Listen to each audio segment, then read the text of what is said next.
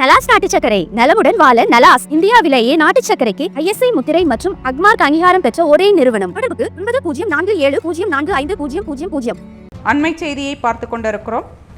கனியாமூர் தனியார் பள்ளி மாணவி ஸ்ரீமதி மர்மமான முறையில் 2022 ஜூலை 13ஆம் தேதி உயிரிழந்ததைத் தொடர்ந்து 17ஆம் தேதி மாணவர்கள் மற்றும் இளைஞர்கள் ஆர்ப்பாட்டம் நடத்தினர். போராட்டம் கலவரமாக மாறி பள்ளி வளாகத்தில் உள்ள பேருந்துகள், வகுப்பறைகள் தீக்கிரையாக்கப்பட்டு பொருட்கள் அழிக்கப்பட்டன. இது தொடர்பான விசாரணை மேற்கொள்ளப்பட்டது.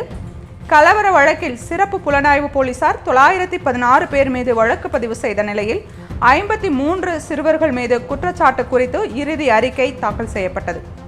இந்த வழக்கில் 41 சிறுவர்கள் விழுப்புரம் இளஞ்சிறார் நீதிமன்றத்தில் இன்று நேரில் ஆஜராகினர். மீதமுள்ள 12 பேர் ஆஜராகாததற்கான காரணம் மனுவாக தாக்கல் செய்யப்பட்டது.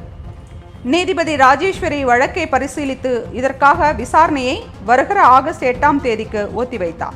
அண்மை செய்தியை பார்த்து கொண்டிருக்கிறோம். கனியாமூர் தனியார் பள்ளி மாணவி ஸ்ரீமதி மர்மமான முறையில் 2022 ஜூலை 13ஆம் தேதி உயிரிழந்ததைத் தொடர்ந்து 17ஆம் தேதி மாணவர்கள் மற்றும் இளைஞர்கள் ஆர்ப்பாட்டம் நடத்தினர்.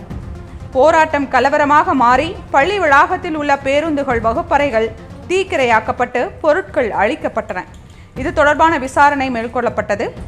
கலவர வழக்கில் சிறப்பு புலனாய்வு போலீசார் 916 பேர் மீது வழக்கு பதிவு செய்த நிலையில் 53 சிறுவர்கள் மீது குற்றச்சாட்டு குறித்து இறுதி அறிக்கை தாக்கல் செய்யப்பட்டது. இந்த வழக்கில் 41 சிறுவர்கள் விழுப்புரம் இளஞ்சிறார் நீதிமன்றத்தில் இன்று நேரில் ஆஜராகினர்.